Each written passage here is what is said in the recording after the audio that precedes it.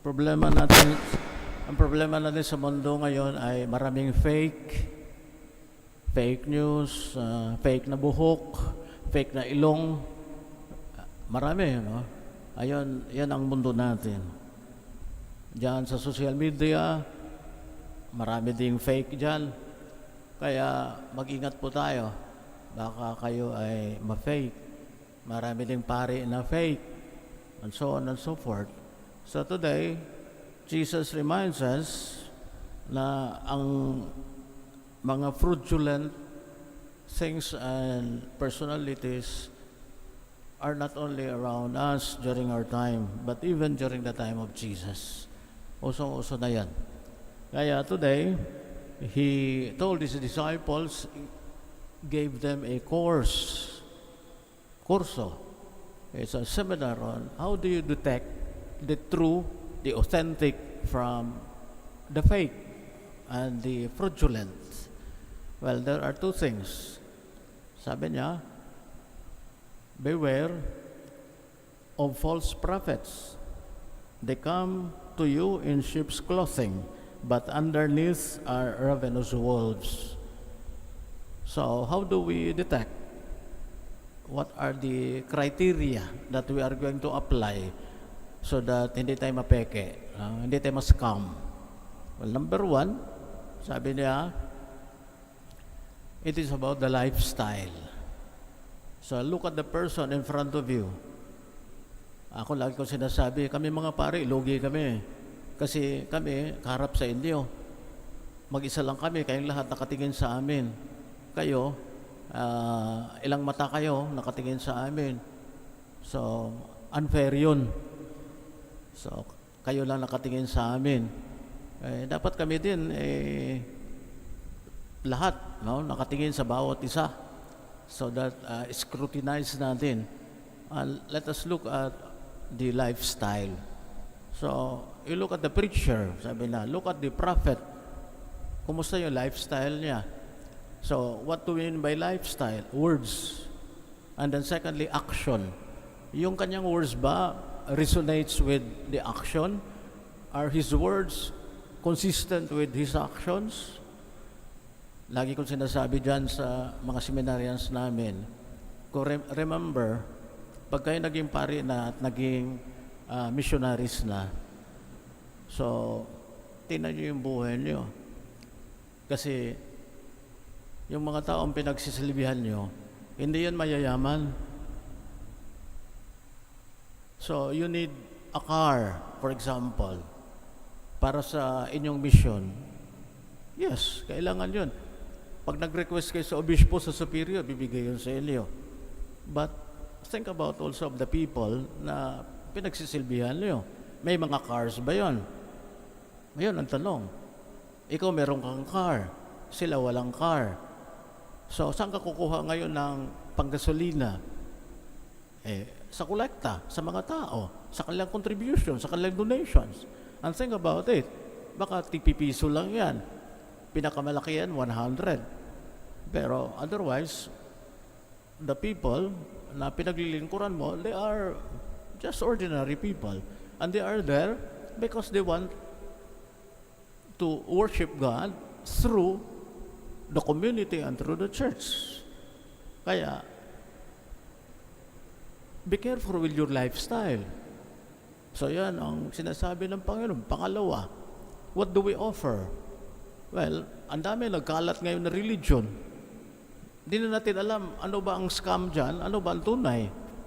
Pero kung ako tanungin nyo, ang tunay ay the Roman Catholic Church. And we offer, and just we continue what the first community of Jesus has been doing, and until now we are doing it. In other words, we are celebrating the presence of God in the community, in the original community. So, what is this example? For example, the presence of God, this Eucharistic celebration. So, last Sunday, we just celebrated Corpus Christi. And what is it all about? It is about Jesus offering His life, His body and blood to the community. But it's not only about Jesus, it is also about the community. It is the community's generosity. So we come here every day. You come here every day. Or for those who cannot do it, they come every Sunday. And so we bring everything that we have. All these difficulties, the hardships, and everything that we have. And we acknowledge that these are all gifts from God. And so we bring it here at the altar. And so this is a celebration of God's presence in our life. We need prophets and priests in order to remind us and to highlight the presence of God in our lives. God is present through the sacraments.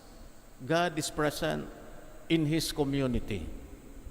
And that is the real test na God is with us. In the end, the gospel reminds us that as followers of Jesus, we are like trees. We must bear fruit. And I think that is really the main thing. Our entrance into the kingdom of heaven is because of the fruits that we produce in this life, in this world. We continue our celebration. We thank God for the gift of His presence. In the first reading, you call that covenant. So God made a covenant with Abraham. How did He do it in the Old Testament? Through animal offerings, sacrifices, animal sufferings, the blood of the animals.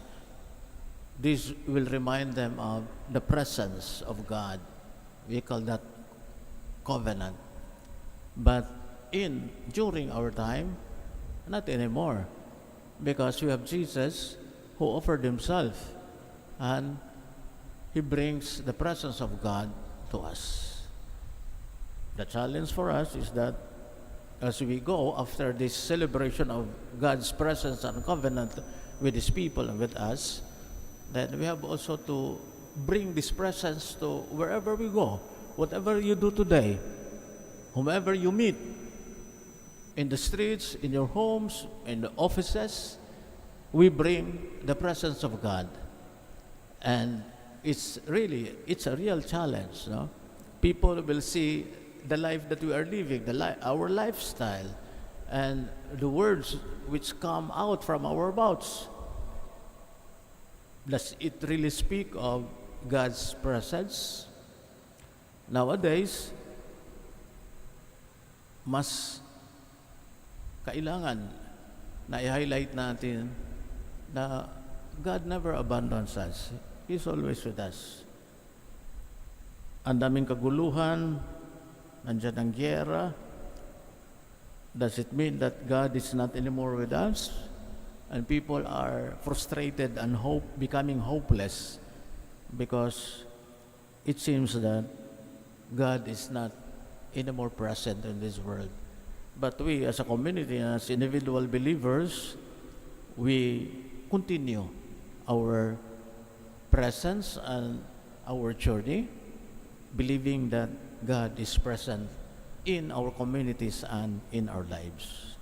My dear brothers and sisters, Jesus